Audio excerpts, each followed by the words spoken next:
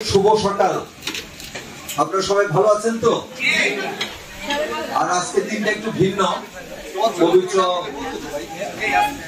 জুম্মা চলছে এবং আজকে যে আমাদের পত্রিকা তা হলো উদ্যোক্তার বর্ষক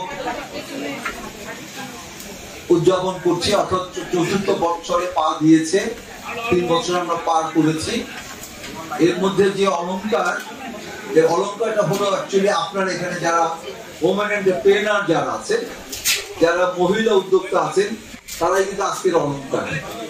এই সুন্দর একটি ক্ষণে, সুন্দর মিষ্টি সন্ধ্যায় বা মিষ্টি সকালে আপনাদের আমরা এখানে পেলাম এবং আপনারা দেখেছেন আমাদের স্টেজে যে সমস্ত গণ্যমান্য ব্যক্তিবর্গ আছেন, এখানে ওনারা আপনাদের কথা শুনবেন এবং শুনে চেষ্টা করবেন আপনাদের পাশে থাকার জন্য। পরামর্শ তো অবশ্যই দিবেন।